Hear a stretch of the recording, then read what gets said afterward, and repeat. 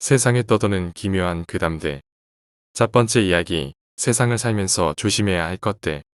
결혼식이든 장례식이든 사람이 많은 곳을 다녀오면 집 앞에서 붉은 소금질을 한다.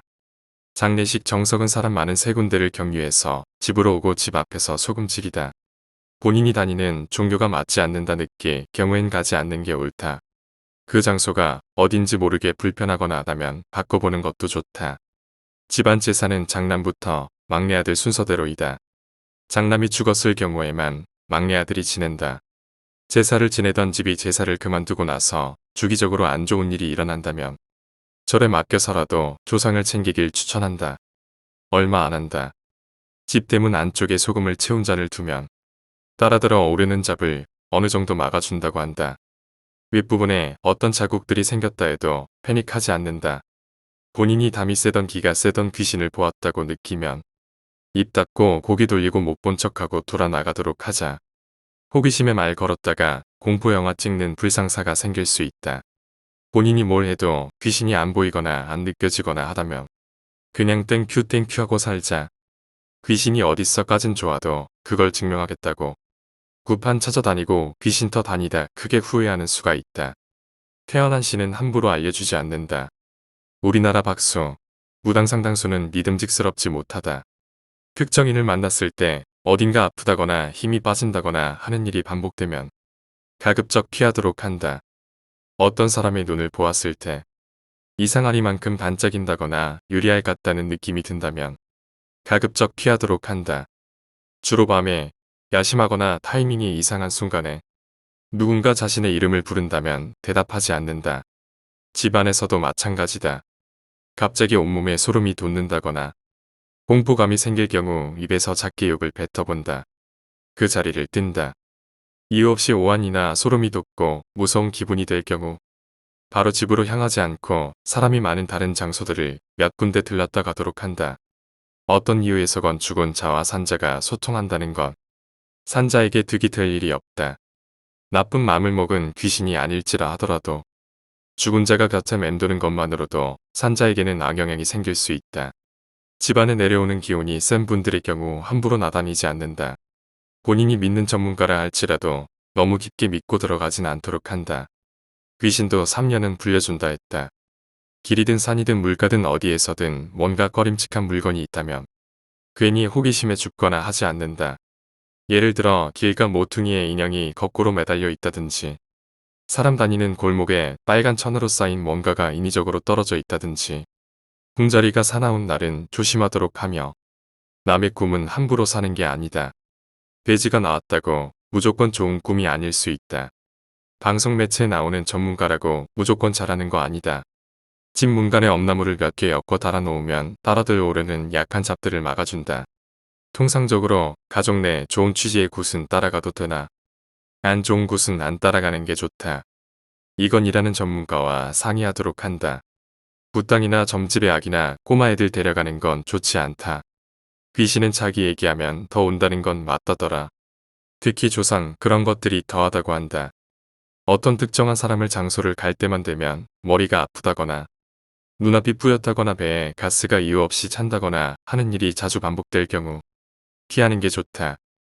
무슨 음식을 해서 이렇게 저렇게 해라라는 말을 들었다 하더라도 함부로 하지 않는다. 전문가가 말했더라도 다른 전문가에게 2번 확인해 볼 것.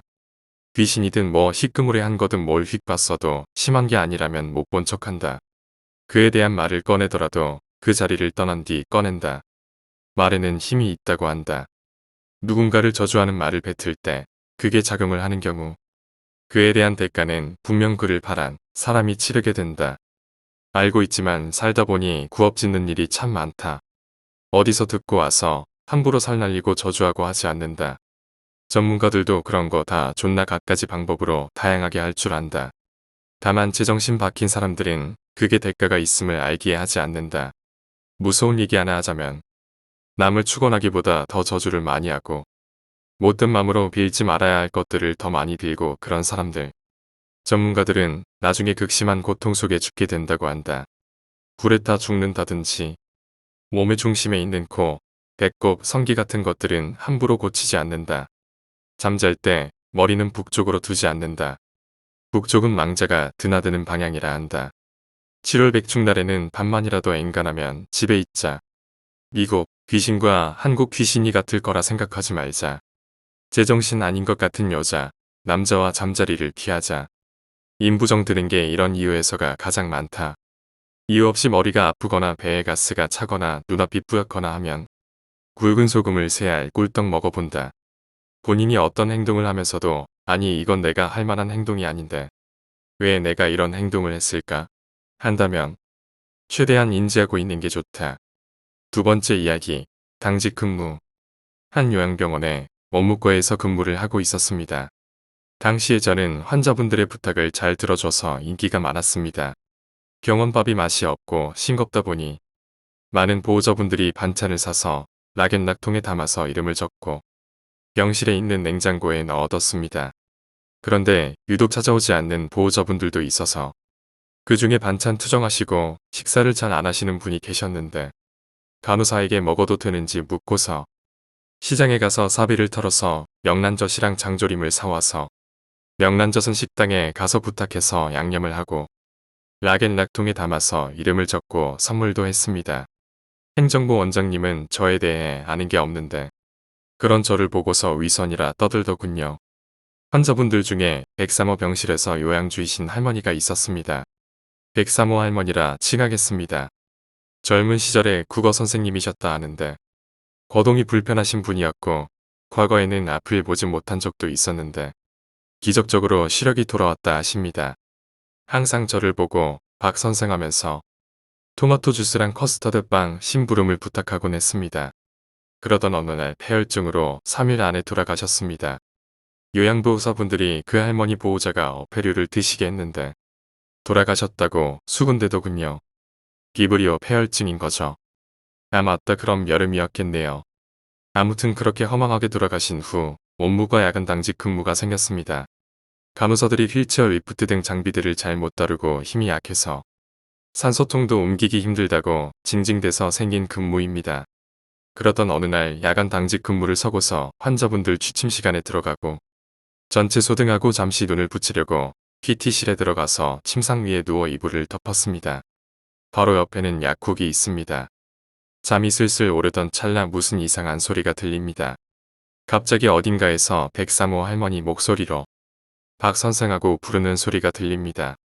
잠시 후 바로 옆에 약국에서 무언가가 쿵 하고 넘어가는 소리가 크게 들려서 깜짝 놀라서 벌떡 일어났습니다. 너무 놀라서 뭐가 넘어갔나 확인하려고 문고리를 돌려보니 잠겨져 있습니다. 흥분을 가라앉히고 다시 누웠는데 잠이 다시 오려는 찰나 어슴츠레 앞이 보이는데 그 있지 않습니까? 비상구 표시 거기에 사람이 움직이는가 싶더니 서서히 뛰기 시작하는 겁니다. 소름이 돋아서 PT실에서 나와서 온무과로 들어가 의자에 앉아 쉬었습니다. 다음날 동료에게 이 이야기를 해주니 동료가 무섭다고 PT실에서 쉬지 않겠다 합니다. 세 번째 이야기, 사라졌다. 미국 한 마을 어딘가. 이 마을에는 갑자기 생긴 이변으로 분주해져 있었다. 제 아들을 보셨나요? 제 딸이 사라졌어요. 이런 말들이 쏟아져 나오며 마을은 아이들을 찾아다니는 어른들이 생기고 그렇게 그런 일이 생긴 지 정확히 2주가 지났다. 아직 아이가 있는 부모들은 아이를 지켜보시고 문제가 발생되시면 사람들에게 말해주시길 바랍니다. 마을의 시장이 이렇게 말을 하며 거의 모든 걸 포기하는 눈치를 보였다. 슬슬 아이들의 부모들도 아이를 찾기를 포기해갈 즈음이었기에 마을에 남은 아이들을 지키는 것에 더욱더 신중을 가하였다. 제 12살 소년 잭은 컴퓨터 게임을 하고 있었으며 그리고 그 모습을 지켜보는 잭의 엄마 선샤인은 커피 한 잔을 홀짝였다. 중학생인 잭을 과잉 보호하는 가도 싶었지만 그동안 사라진 아이들은 고등학생도 있었던 것을 생각하면 선샤인은 걱정이 깊어져만 갔다. 갑자기 현관에서 노크 소리가 들렸다. 선샤인은 잠시 망설이다 잭에게 자신의 핸드폰을 쥐어주고는 현관으로 나갔다. 택배원이 택배 상자를 선샤인에게 건네주고는 인사를 하며 자신의 트럭에 타고 갔다. 선샤인은 자신이 주문한 택배를 잠시 보다 잭이 생각나 잭의 방으로 다시 갔다. 야, 잭. 왜 안 움직여? 야. 헤드셋에서 자신의 아들 잭을 찾는 소리가 울려 퍼졌다. 분명 아까까지 잭이 앉아있던 의자에는 헤드셋이 덩그러니 놓여 있었다. 잭. 선샤인은 잭을 부르며 바닥에 주저앉았다. 선샤인 걱정 말고 잭을 다시 찾아보자. 얘도 사춘기 아이인데 엄마가 계속 지켜보고 있어서 몰래 나간 거겠지. 옆집 테드가 선샤인을 위로하며 잭을 찾아 나서기 시작했다. 아까 제가 잭에게 제 핸드폰을 줬었어요. 선샤인은 아까 잭에게 건네준 핸드폰을 떠올렸다. 곧이어 선샤인은 자신의 다른 핸드폰을 꺼내어 자신의 핸드폰의 위치 추적을 하였다. 그래. 그거야 선샤인. 빨리 잭을 찾아보자. 테드는 선샤인이 들고 있는 핸드폰을 같이 보았다. 그러자 선샤인의 핸드폰에 찍힌 좌표는 선샤인의 집이었다. 뭐야, 그럼 잭은 아직 집에 있다는 건가? 에이 그냥 집에 숨어 있는 건가 보네. 괜히 걱정했잖아 선샤인. 테드는 한시름을 털어놓으며 그리 말했지만 선샤인은 계속 걱정을 하였다. 분명 자신은 아까 집을 꼼꼼히 뒤졌는데 잭은 보이지 않았다. 그러면 잭은 어디 있는 것인가? 선샤인은 자신의 현관을 열었다. 깜깜한 복도는 음산한 분위기를 자아내었지만 이내 테드는 현관의 램프를 켰다. 선샤인은 아무 말 없이 위치 추적이 되는 곳으로 천천히 향했다. 1층을 지나 2층 올라가는 계단을 지나 다시 잭의 방으로. 문이 천천히 닫히는 소리가 난다. 선샤인은 이 소리를 듣고 움츠렸지만 이내 잭이냐며 물었다. 빨리 가봐요 테드. 선샤인이 잭의 방으로 뛰자 테드도 이내같이 뛰기 시작했다. 그렇게 방으로 이내 도달하였고 선샤인은 문을 빠르게 열었다. 하지만 그 안은 아무도 없었다. 달라진 것도 없었다. 평소 잭의 방에 박혀있는 히어로들의 피규어와 그 옆에 왜 샀는지는 모르겠지만 최근에 사서 안 쓰는 낡은 카메라와 라디오뿐. 그리고 켜져 있는 컴퓨터. 선샤인. 잭은 어디 있죠? 테드가 방을 잠시 둘러보다가 선샤인에게 물었다. 선샤인은 다시 위치 추적을 받지만 추적은 방으로 잡혀 있었다. 하지만 자신이 잭에게 건네준 핸드폰은 어디에도 보이지 않았다. 이내 선샤인은 방을 샅샅이 뒤지기 시작했다. 장롱의 안 컴퓨터 책상 밑 하지만 그곳은 아무것도 없었고 마지막으로 뭔가 오싹하고 음산한 침대 밑만이 남았다. 여기가 마지막인가? 테드가 그렇게 말하며 침대 밑을 보다 잠시 손을 넣었다. 그리고 이내 테드는 비명을 지르며 자신의 손을 침대 밑에서 빼내었다. 뭐예요? 테드의 팔에서는 끈적한 액체가 흘렀다. 으아, 침대 밑. 테드가 절규를 하며 침대 밑을 가리켰다. 선샤인은 침대에서 한 발자국씩 떨어지려 하였다. 하지만 곧 이내 침대 밑에 무엇이 있는 선샤인의 눈에 비추었다. 형체를 알 수 없이 녹아버린 여러 아이들의 팔과 다리가 삐죽삐죽 나와 있으며 그 안에 굴러다니는 커다란 눈은 선샤인을 바라보고는 불쾌한 듯한 표정을 짓고는 사라져 버렸다. 어디론가 간 것이 아닌 마치 그림자가 지워지듯 어느샌가 스르륵 하고 사라졌다. 대체 저것은 그럼 우리 아들 잭은 미국의 한 어느 마을 아이들이 사라지는 기묘한 일이 일어났다. 미국의 여러 마을에서는 아직도 아이들이 어느샌가 사라지는 기묘한 일이 벌어진다. 이것은 누구에 의한 일인지 무언가의 소행인지 알 수 없다. 그저 아이들을 혼자 두면 안 된다는 것만이 중요하다. 네 번째 이야기, 인디언. 인디언들은 사진이 찍히는 순간마다 자신들의 영혼이 사진기에 들어온다 믿었다. 그리고 그런 말을 하며 시시닥거리는 두 명의 사내가 있었다. 인디언 새끼들 영혼 보내기 가능해?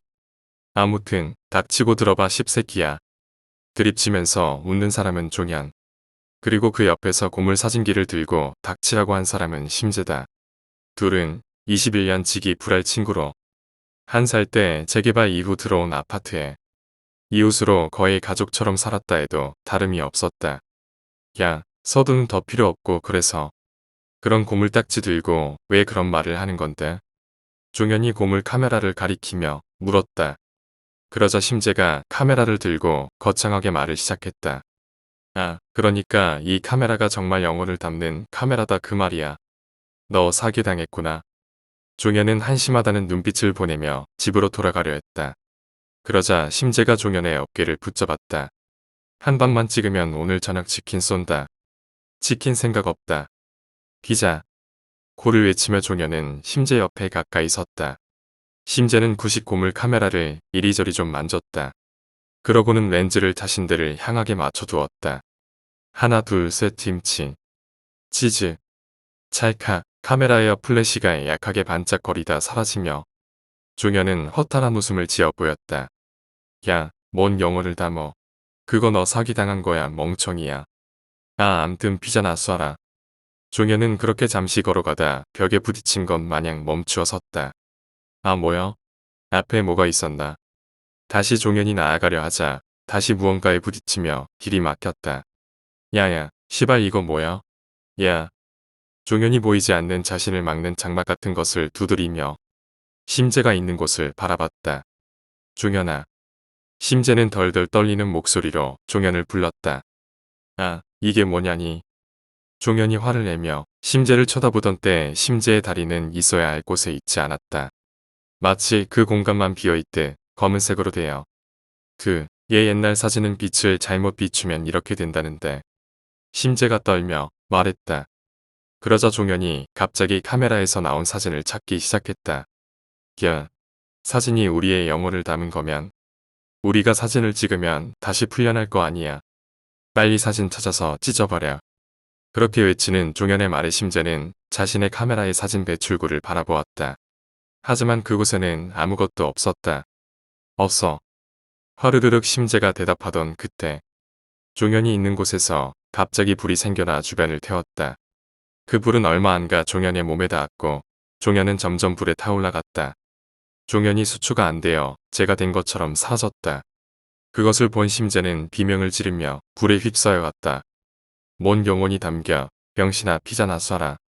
종현이 카메라에서 나온 사진을 라이터로 불태우며 말했다. 그러자 종현이 멋쩍은 머리를 긁었다. 알겠어. 피자 사주면 되잖아. 그렇게 종현과 심재는 자신들이 사는 아파트로 돌아간다. 5번째 이야기. 모텔. 2006년 여름쯤이었어. 당신의 남자친구는 상근으로 동사무소에서 근무했고 한참 삐끌던 20대 초반의 우리는 상당히 자주 MT를 갔었어. 그날은 유독 조금 습하고 비가 내리더라. 주말이었는데 늘 하던 대로 여기저기 돌아다니고 게임방에서 같이 게임도 하다가 조금 늦게 숙소를 잡으려고 나왔어. 자주 가던 곳은 이미 방이 다 차서 없었고 날씨도 안 좋고 더 돌아다니기도 귀찮아서 평소에 안 가던 쪽으로 한번 걸어가 봤었어. 나름대로 지은 지 얼마 안 돼 보이는 모텔이 하나 있어서 저기가 자 이러고 들어갔지. 근데 거기도 숙박이 풀이더라. 그러면서 카운터에서 말하더라고. 바로 옆에 모텔로 가보세요. 옆에도 모텔이 있었나 하고 나왔는데 진짜 조금 허름한 모텔이 하나 바로 옆에 있더라고. 일단 숙소가 급하던 우리는 바로 들어갔어. 근데 참 분위기가 묘하더라고. 1층에 카운터가 있고 1층부터 바로 방들이 있는 좀 옛날 느낌의 모텔이었어. 심지어 조명은 붉은 조명이더라. 우리는 방값도 저렴하길래 나름대로 만족하고 방키를 받고 방을 찾아 두리번거렸지. 1층에 있는 방이더라고. 그것도 복도 끝에 비상문 앞에 방. 거기에 정말 분위기를 쎄하게 만든 게 복도 천장에 무슨 부적이 정말 덕지덕지 붙어 있더라. 하지만 그렇다고 나갈 순 없었어. 우린 가난한 20대 초반 커플이었고 당장 나가서 어딜 갈 순 없었거든. 방 안은 생각보다 깔끔했어. 그냥 조금 오래된 모텔 느낌이어서. 작은 TV 하나, 침대에 그냥 평범한. 일단 우린 서로 좀 분위기를 바꾸려고 농담도 조금 하고 내가 먼저 씻으러 들어갔어. 근데 욕실을 들어가자마자 너무 무서운 거야. 그냥 너무 느낌이 이상했어. 누군가 쳐다보는 그런 느낌이 들었거든. 남자친구한테 화장실 앞에서 앉아있으라고 했어. 그냥 너무 그 느낌이 싫었거든. 나중에 씻고 나와서 남자친구가 씻으러 들어갔는데 그땐 내가 앞에 앉아있었어. 그냥 내가 무서워서 남자친구 보고 있었던 거야. 혼자 방에 있기 싫더라고. 남자친구도 씻고 나와서 우린 바로 누워서 잔 거 같아. 평소 같으면 장난도 치고 꽁냥꽁냥 했을 텐데 그날은 그냥 서로 별거 없이 잠든 거 같아. 자다가 갑자기 내 눈이 떠졌어. 정말 깜깜한 방 안이 약간 눈에 익을 무렵 뭔가 이상하더라. 분명 어두운 방 안인데 침대 내 발 앞이 더 까맣더라고. 어두운 불 꺼진 방 안 모텔 침대 끝에 그 어둠보다 더 까만 형상이 서 있더라. 난 처음엔 그게 뭔지 몰랐어. 그냥 너무 어두워서 그렇게 보이는지 알았거든. 근데 그게 조금씩 움직이고서야 지금 방 안에 나랑 남자친구 말고 뭔가 있구나라는 게 머리에 파악이 되더라고. 처음엔 강도라 도둑이라고 생각이 들어서 숨소리도 못 냈어. 깬 거 알면 죽일 수도 있잖아. 그냥 훔치고 나가라 제발 이런 생각이었던 것 같아. 그렇게 시간이 잠깐 지났을 쯤 그 어두운 형체가 침대 가해를 따라서 움직이더라. 마치 침대에 누워있는 우릴 쳐다보는 것처럼 말이야. 잠깐 시간이 지났을 때 난 갑자기 너무 소름이 돋았어. 발소리가 안 나더라고. 마치 공중에 떠 있는 것처럼. 그리고 갑자기 그 형상이 빠르게 움직이더니 방문을 누가 세게 닫는 것처럼 쾅 소리가 내 귀에 들렸어. 날 그제야 정신이 들고 뭐지 하는데 그때 옆에서 소리가 들렸어. 너도 봤냐? 내 남자친구도 나랑 거의 동시에 눈을 떠서 모든 상황을 본 거야.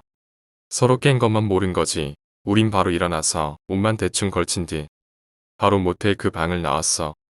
분명 잘 때 항상 모텔 문을 잠그고 잤는데 별도 일어나서도 그대로 잠겨 있더라.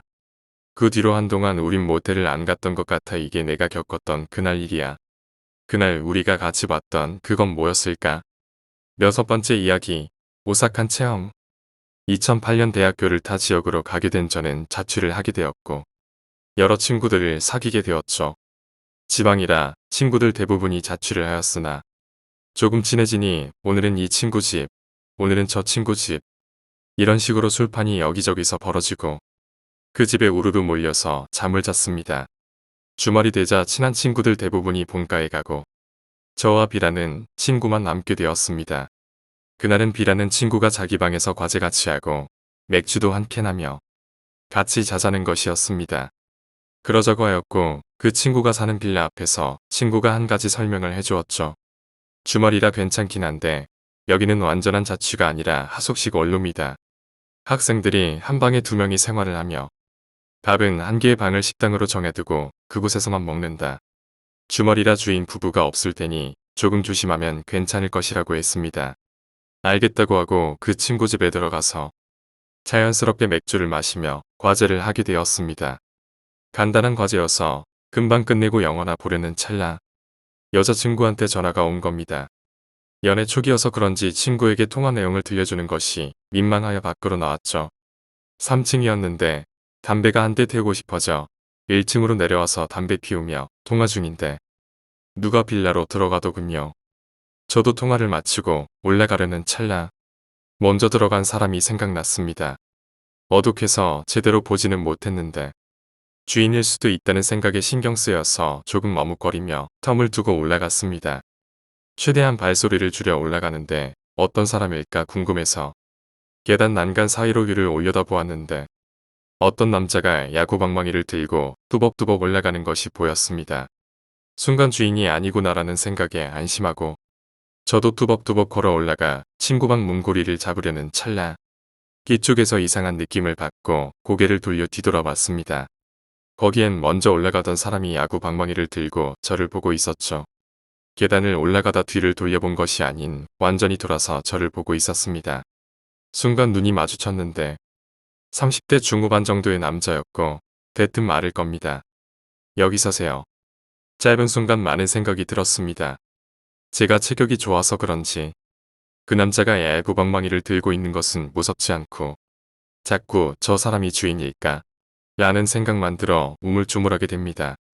무슨 말을 하려고 했는지는 기억나지 않지만 뭐라고 대답을 하려는 순간 그 남자가 저 위층 사는 사람인데 알거나 지냅시다. 하며 악수를 청합니다. 판단이 섰습니다.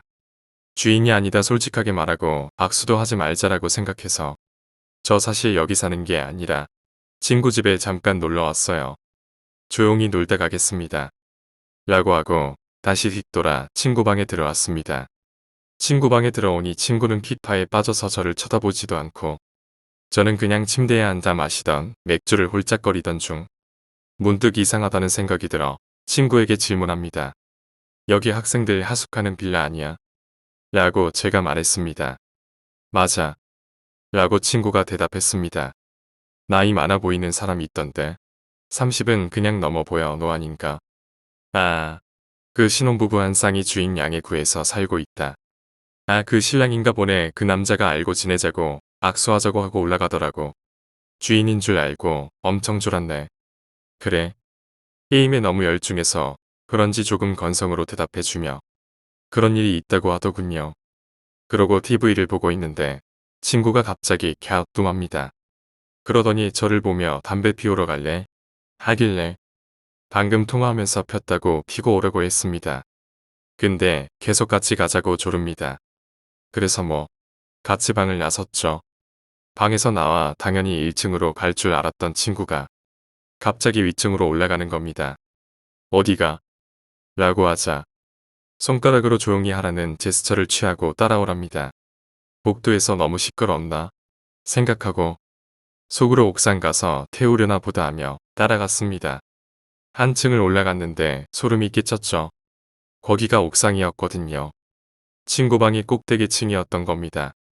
옥상에서 친구랑 둘이 멍해서 담배를 태운 것 같습니다. 속으로 오만 가지 생각이 들었습니다. 강도였나? 분명히 귀신은 아닌 것 같고 그때부터 소름이 막 끼치더군요. 그 남자와 눈이 마주치기 전 제가 그냥 문을 열고 들어갔으면 따라와서 방망이로 후려쳤을까요?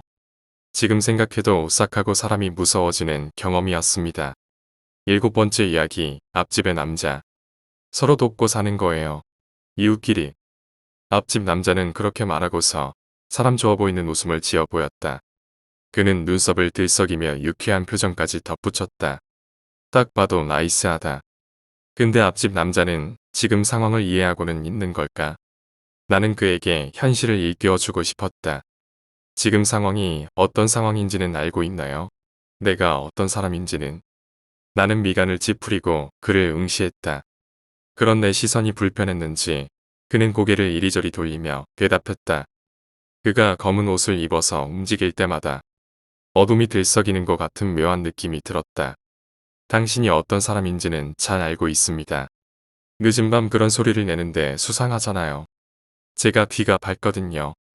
기분 나쁘시겠지만 몇 번 미행도 했습니다. 저도 한참 고민하다가 말씀드리는 겁니다. 이건 그저 서로 돕고 살자는 제안입니다. 앞집 남자애 다 안다는 듯 짓거리는 말투에 귀가 꺾여 잠시 머뭇거렸다. 오밤중에 친분도 없는 남자들이 어스름한 가로등 불빛에 의지한 채 대화를 나누는 게 꺼림칙했다. 이 남자는 왜 바쁜 와중에 불쑥 나타나 내게 말을 걸고 나를 스토킹하고 대뜸 나를 돕겠다는 걸까? 그쪽이 절 어떻게 돕겠다는 겁니까? 지금 옮기시는 거 제가 부피를 좀 줄여드릴게요. 여유가 되면 뒤처리도 도와드리고 그의 가느다란 손가락이 내 캐리어를 가리켰다. 순간적으로 캐리어를 내 몸 뒤쪽으로 밀어 넣었다. 정말 다 알고 있는 건가? 다시금 물었다. 이 안에 뭐가 들었는지 알아요? 내 물음에 남자는 기괴한 표정을 지으며 입술을 혀로 훔쳤다. 그리고 대답했다. 맛있는 거? 그의 해맑은 대답에 나는 내 표정이 일그러지고 있다는 사실을 자각하지 못했다. 그는 내 반응에 신이 났는지 한층 올라간 톤으로 말을 이었다. 시체잖아요. 저번에 땅에 묻는 거도 봤어요. 그 아까운 걸 왜 썩힙니까? 얼씨구, 시체란다. 젠장, 들켰다. 머리부터 오정육부까지 온몸 구석구석 지끈거렸다. 조심한다고 했는데 들켜버렸다. 온갖 잡생각이 머리에 녹아든다. 앞집 남자를 죽이고 또다시 이사를 해야 하나? 언제부터 한 거지? 증거는 머릿속이 복잡해졌다. 아쉽게도 지금 내게 있는 흉기는 캐리어에 들어있는 삽이 전부였다. 나는 앞집 남자에게 물었다. 당신도 살인을 합니까? 아니요, 저는 그런 끔찍한 짓 못합니다. 저는 그저 모든 고기를 즐길 뿐입니다. 앞집 남자의 황당한 대답에 캐리어 손잡이를 놓칠 뻔했다. 그는 이야기를 하며 침을 꿀꺽 삼켰다. 네, 정말 대단하지 않나요? 안 그래도 인육을 구하기 힘든 상황이었는데 근처 이웃에 살인마가 있다니 실로 엄청난 인연 아닙니까? 살인자 앞집의 식인종. 유난히 번질거리는 송곳니를 붉은 혀가 훑었다. 나처럼 인간이지만 인간 같지 않은 분위기가 흘렀다. 그럼 저를 돕겠다는 건? 네, 맞아요. 시체 처리하기 곤란하잖아요. 먹어서 치워드릴게요. 이거야말로 상부상조. 나를 놀리는 건가? 진짜 인육을 먹는다고? 머릿속에 의구심이 가득했다. 일단 조심할 필요는 있었다. 내가 살인자라는 사실을 알고 있다는 사실 하나로도 충분히 위협적이었다. 일단 그를 우리 집에 들여보내고 생각하기로 했다. 정말 인육을 먹는다면 협력을 하는 것이고, 그게 아니라 허튼 수작을 부린다면 예정에 없던 살인을 해야 한다. 나는 그를 데리고 시체가 들어있는 캐리어를 가지고 집에 들어갔다. 여기에 앉아 있을게요. 그는 다짜고짜 거실에 자리를 잡고 앉았다. 안 드실 겁니까? 나는 그를 향해 물었다. 밝은 곳에서 보니 그는 굉장히 말라 있었다. 퀭한 두 눈에 볼살이 없어 얼굴이 홀쭉해 날카로워 보이는 인상이었다. 내 물음에 그는 입이 찢어지도록 크게 하품을 한 번 하고는 대답했다. 아까 말씀드렸잖아요. 저는 토막내고 그런 거 못해요. 먹기만 할게요. 그리고 제가 보기엔 이래도 굉장히 대식가니까 푸짐하게 주세요. 2인분 같은 1인분. 그의 시답잖은 농담에 피식 웃음이 나왔다. 나는 화장실로 들어가 캐리어를 열었다. 화장실 환기구가 덜그럭 소리를 내며 작동해 귀가 거슬렸다. 나는 고무장갑을 끼고 토카를 쥐었다. 그 상태로 멍하니 한참을 고민했다. 그러다가 마음속으로 결정을 내리고 잘라냈던 팔다리를 더욱 작은 사이즈로 토막냈다. 번거로운 일이었지만 그래야만 했다. 그리고 피를 씻어내고 대충 플라스틱 그릇에 담아 그에게 건넸다. 그는 인육더미를 보고는 이내 입맛을 다시더니 덥석 집어먹었다. 앞집 남자의 입에서 질겅질겅 소리가 났다. 그는 뭐가 그리 급한지 몇 번 씹다가 목구멍으로 넘겼다. 그러면서도 표정은 맛을 음미하고 있었다. 인간 육회를 즐기는 그를 보며 물었다. 안 익혀 먹어도 돼요? 날로 먹어야 더 맛있어요. 제가 막 강요하는 스타일은 아니지만 한번 드셔보실래요? 입가에 피가 묻은 채 나를 바라보는 앞집 남자의 기괴한 모습에 나도 모르게 고개를 돌렸다. 아니요, 됐습니다. 더 필요하시면 말씀하세요. 네, 감사히 먹겠습니다. 역시 다리가 맛있네요. 그는 곧 식사에 집중했다. 꾸역꾸역 살점을 입에 넣고 씹고 삼키는 그를 보고 있자니 시체를 토막내는 것보다 더 역했다. 하지만 식인 자체가 주는 호기심은 자꾸 내 시선을 이끌었다. 묘한 흥미에 이끌려 계속해서 그가 인육을 먹는 모습을 지켜봤다. 그는 정말 맛있게 먹었다. 만약 그가 유튜브로 먹방을 업로드했다면 구독을 했을지도 모르겠다. 식인TV 앞집 남자라는 타이틀. 이 정도면 꽤 잘 나가겠지? 밝은 곳에서 보니 조금 마른 것 치고는 생긴 것도 멀쩡했다. 한데 식인종이라니 끔찍하다. 그는 빠르게 식사를 마쳤다. 성인 남성 다리에서 잘라낸 살코기를 순식간에 해치운 걸 보니 스스로 대식가라고 부를 만하다. 그의 앞에는 핏물이 고인 빈 그릇과 뼈조각이 전부였다. 그는 매우 만족스러운 표정이었다. 그것도 병인가요? 나는 식사를 마친 그에게 물었다. 단순한 호기심에서 나온 질문이었다. 뭐가요? 사람 고기 먹는 거요? 이건 취향이죠. 나쁜 취향. 그럼 그쪽은 병인가요? 사람 죽이는 거. 그가 내게 물었다. 저는 병입니다. 취향이고 말 것도 없이 살인을 그만둘 수가 없습니다. 정신적으로 문제가 있는 환자입니다. 그는 대답을 듣고는 뭔가 못마땅한 표정을 짓고 이내 내게서 고개를 돌렸다. 그리고 빈 그릇을 한번 봤다. 그릇을 보며 중얼거리듯 말했다. 흰 게 아닌가요? 스스로를 병에 걸린 환자라고 포장하지만 결국 그냥 나쁜 사람이잖아요. 방금까지 인육을 맛보던 녀석에게 나쁜 사람이라는 소리를 듣고 싶지는 않았다. 불쾌해졌다. 사람 고기 먹는 당신이 할 소리는 아닌 것 같은데. 나 역시 비아냥거리며 말했다. 그러자 그는 나를 힐끔 봤다. 그건 그래요. 그래도 난 당신한테 고마운 거려. 다른 모두에게 나쁜 사람이라고 불리겠지만 어쨌든 당장에 내겐 줄인 배를 채워준 좋은 사람이니까요. 앞으로도 서로 도우며 삽시다. 식사 끝났으니 이제 가보겠습니다. 잘 먹고 갑니다. 그는 내게 좋은 사람이라고 말해줬다. 그러고는 잠시 스트레칭을 하더니 천천히 미끄러지듯 내 앞을 지나 현관으로 향했다. 나는 그를 따라 나가 문을 열어줬다. 그리고 문 밖으로 나가는 그의 뒤를 보며 말했다. 고기 더 남았어요. 다음 날은 평상시와 같았다. 앞집 남자가 설마 신고했을까 하고 걱정했지만 집에 경찰이 들이닥치는 일은 없었다. 하지만 집을 나설 때마다 늘 마주하던 앞집의 남색 대문이 낯설게 느껴졌다. 이곳에 이사를 오고 단 한 번도 앞집 사람이 어떤 사람인지 궁금해 본 적도 없었는데 어제 일이 마치 현실에는 없었던 환상처럼 느껴졌다. 결국 나는 이사 올 때 이용했던 부동산을 향했다. 찾아간 부동산 중개인에게 이상한 소리를 들었다. 거기 빈집인데? 중개인 아줌마는 황당하다는 표정으로 나를 바라봤다. 빈집이라고요? 거기 집 비었어요. 그리고 그쪽에서 집 알아볼 때 주변이 조용하고 되도록 이웃이 없었으면 좋겠다고 했잖아요. 집에서 일할 때 방해된다고 그래서 일부러 외진 곳으로 소개해 준 건데 그녀는 접시에 담긴 방울토마토를 집어 입에 넣고는 의적의적 씹으며 고개를 흔들며 말했다. 그렇긴 했죠. 왜요? 무슨 일 있어요? 아니요 그냥 밤에 무슨 소리가 나서. 나는 대충 둘러댔고 그런 내 말에 그녀는 고개를 갸우뚱했다. 그럴 리가 없는데 아마 착각하셨거나 도둑고양이였을 거예요. 너무 신경 쓰지 마세요. 알겠습니다. 그럼 가볼게요. 나는 서둘러 나왔다. 아무도 살지 않는 곳이라니. 그럼 어제 그 앞집 남자는 뭐지? 집으로 돌아오며 다시 마주한 앞집 노크를 하려다가 멈췄다. 저울을 살피고는 회색 벽을 바라봤다. 벽은 그다지 높지 않았다. 나는 힘껏 뛰어올라 벽을 손으로 집어 턱걸이를 했다. 앞집의 마당이 시야에 들어왔다. 팔이 바들바들 떨려왔지만 궁금증을 참을 수가 없었다. 최대한 빨리 앞집 마당을 눈으로 훑었다. 마당에는 관리가 안 돼서 말라 죽은 화분들과 개조심이라고 쓰여있는 팻말이 꽂힌 비어있는 계집이 덩그러니 놓여 있었다. 그리고 그 주변에는 누군가 몰래 버린 쓰레기가 가득해 악취가 올라왔다. 부동산 중개인 말대로 사람이 사는 흔적이 느껴지지 않았다. 여기서 뭐 하세요? 순간 누군가 나를 불러서 깜짝 놀라 밑으로 떨어졌다. 올려다보니 요구르트 아줌마가 나를 경계하는 눈빛으로 바라보고 있었다. 아, 다른 게 아니라 제가 요 앞집에 사는데 여기서 무슨 소리가 나는 것 같아서 나는 우리 집을 가리키며 말했다.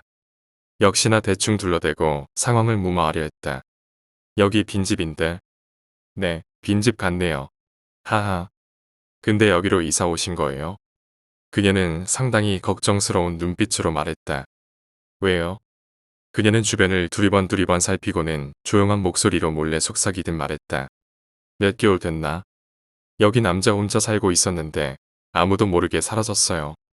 동네 사람들 말로는 빚이 있어서 도망쳤다고도 하고 멀리 출장 갔다가 사고가 났다는 말도 있는데 사람 이름 모르죠. 아무튼 실종된 지 좀 됐어요. 그녀는 그렇게 말하고는 내리막길을 따라 내려갔다. 나는 멍하니 앞집을 바라봤다. 온갖 생각이 뒤엉켜 정신병이 더 심해질 것 같았다. 두통이 시작됐다. 나는 지끈거리는 머리를 부여잡고 황급히 집으로 들어갔다. 다음날 밤 인기척에 밖으로 나가보니 앞집 남자가 밖에 서 있었다. 역시나 검은 옷을 입은 채 어둠 속에 파묻혀 있었다. 해면아 누가 보면 저승사자로 오해할 법했다. 전날 낮에 있었던 일로 나는 경계심을 갖고 있었다. 아무도 살지 않는 앞집에 사는 남자. 실종되었다던 앞집 남자는 내 앞에 서 있었다. 곡이 남았다고 했죠. 그의 기대하는 눈빛에 나는 마지못해 고개를 끄덕였다. 그리고는 집으로 그를 들여보냈다.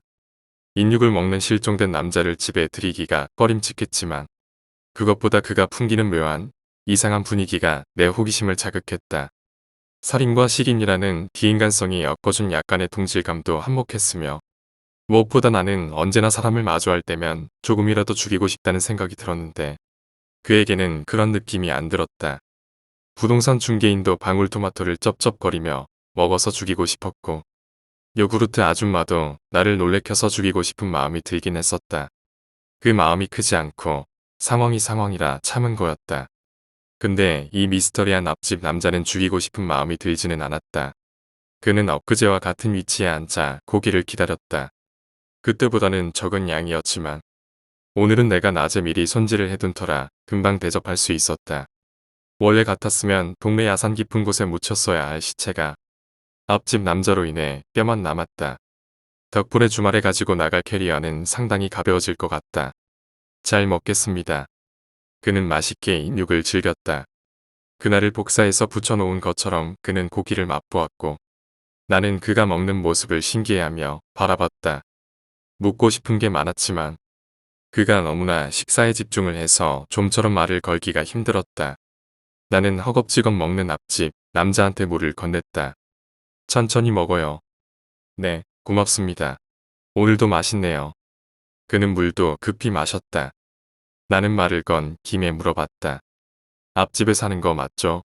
그는 물을 마시며 곁눈질로 나를 바라봤다. 심기를 건드렸는지 눈매가 날카로워졌다. 네. 그는 짧게 대답하고는 식사를 이어했다. 어색한 침묵이 흘렀고 나는 참지 못하고 계속해서 질문을 던졌다. 인육만 먹나요? 아니요, 다른 것도 먹습니다. 인육은 접한 지 얼마 안 됐어요. 더 맛보고 싶었는데 좋은 이웃 덕분에 원 없이 먹네요. 그는 붉은 고기를 입에 머금은 채 쩝쩝거리며 대답했다. 그는 내 질문이 불편했는지 식사를 마치자 서둘러 나가려 했다. 잘 먹고 갑니다. 현관을 나서는 그의 뒷모습을 유심히 바라봤다. 낮에 있었던 일이 너무나 신경 쓰였다. 정말 그가 앞집에 살고 있는지 궁금해진 나는 망치를 챙겨 들고 든 뒤에 감췄다. 그러고는 그를 조심히 따라 나가 그의 행동을 살폈다. 나는 벽 너머로 그를 지켜봤다. 그는 앞집 대문에서 서성이다가 집에 들어가지 않고 내리막길을 따라 내려갔다. 뒤따라 가보려 했지만 그는 뭔가에 쫓기듯 쏜살같이 내달렸다. 나는 그 움직임을 쫓지 못하고 놓쳐버렸다. 앞집 남자에 대한 나의 궁금증은 더욱 커졌다. 그러다 문득 이런 생각이 들었다. 지금 앞집에 들어가 볼까? 나는 내리막길을 내려가 주변을 살폈다. 어디로 갔는지 앞집 남자의 그림자조차 보이지 않았다. 인적도 없어 지금이 딱 기회다 싶어 나는 앞집으로 향했다. 남색 대문이 나를 환영하는 것처럼 느껴졌다. 나는 망치를 바지 뒤에 꽂고 점프를 해서 회색 벽에 손을 짚었다. 그리고 발을 치켜들어 벽을 넘었다. 쿵 하는 소리와 함께 착지했다. 발목에 아린 통증이 느껴졌다. 치우지 않은 쓰레기에서 풍기는 악취 때문에 인상이 절로 찡그려졌다. 나는 망치를 고쳐 잡고 최대한 걸음소리를 내지 않으며 마당을 지나갔다. 현관문 앞에서 조심히 문고리를 돌렸다. 역시나 잠겨 있었다. 나는 집 주변을 돌아봤다. 위화감이 들었다. 사람이 살 것 같은 느낌이 전혀 들지 않는 공간이었다. 집은 생각보다 컸지만 몰래 들어갈 만한 공간은 없었다. 유리를 깨야만 했다. 망설이다가 지금이 아니면 안 될 것 같아 뒤쪽 창문을 망치로 툭툭 쳐서 깼다. 조심한다고 했지만 고요한 달밤에 창 깨지는 소리가 크게 울렸다. 나는 숨죽이고 깨진 유리 파편을 걷어내고 집 안으로 들어갔다. 바닥에는 먼지가 수북이 쌓여 발자국이 찍힐 정도였다. 나는 족적을 남기지 않으려고 발을 디딜 때마다 발바닥을 바닥에 문질렀다. 그리고 어느 때보다 망치를 쥔 손에 힘이 들어갔다. 그만큼 긴장되는 공간이었다. 하지만 집 내부는 별거 없었다. 가구나 생활가전에는 오랫동안 사용하지 않아 먼지가 많이 쌓여 있었다. 최근에 사용한 흔적은 없었다.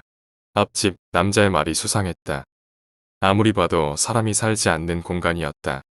부엌 쪽을 가보니 냄새가 더욱 고약했다. 썩은 음식물이 그대로였다. 혹시나 하고 냉장고도 열어봤지만 사람 고기 같은 건 없었다. 누군가 살다가 갑자기 실종된 집, 딱 그 느낌이었다. 홈서더는 남자의 흔적이 묻어나는 그런 집이었다. 그 와중에 유일한 집 주인의 흔적을 찾았다. 자신이 키우는 커다란 개와 함께 찍은 사진이 TV 옆에 놓여 있었는데 먼지를 걷어내고 그 사진을 봤다. 사진을 보고 놀라서 떨어뜨릴 뻔했다. 일단 내가 봤던 앞집 남자와 다르게 생겼다. 그보다 나를 놀라게 한 건 사진 속 남자는 내가 알고 있는 얼굴이었다. 기억 속에 있던 그 남자의 얼굴이 떠올랐다. 트렁크에서 시끄러운 소리가 들려왔다. 분명히 즉사인 줄 알았는데 그게 아니었다. 주변에 차가 없음을 확인하고 차를 세웠다. 그리고 트렁크를 열자마자 마구 망치로 내리쳤다. 그 남자는 저항하려 필사적으로 내 옷깃을 잡고 나를 올려다봤다. 그 얼굴이다. 그는 그렇게 저항을 하다가 이내 나의 망치질에 머리에 피를 흘리며 쓰러졌다. 나는 내가 죽였던 남자의 앞집으로 이사를 왔다. 혼란스러워졌다. 두통이 시작되었다. 그럼 인육을 먹는 놈은 누구지? 창밖을 보니 밖에 소나기가 내리기 시작했다. 비가 세차게 내리는 창밖을 바라봤다. 살인하기 좋은 날이다. 비가 오면 아무래도 흔적이 지워져 작업하기 수월했다. 나는 비가 오면 이런 비정상적인 생각이 들곤 한다. 근데 앞집 남자는 비가 오면 무슨 생각을 할까? 비가 그칠 것 같지 않아 빨리 몸을 움직여 밖으로 했다. 깨진 유리창을 통해 밖으로 나왔다. 비가 많이 쏟아져 온몸이 빗물에 흠뻑 젖었다.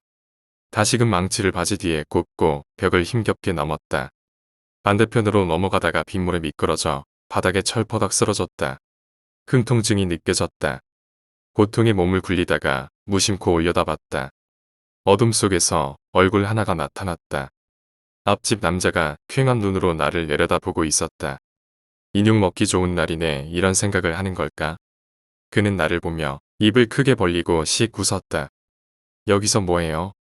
빗소리에 묻혀 그의 목소리가 작게 들려왔다. 네. 앞집 남자는 넘어져 있는 내게 얼굴을 가까이 가져오며 다시 말했다. 뭐 하냐고요?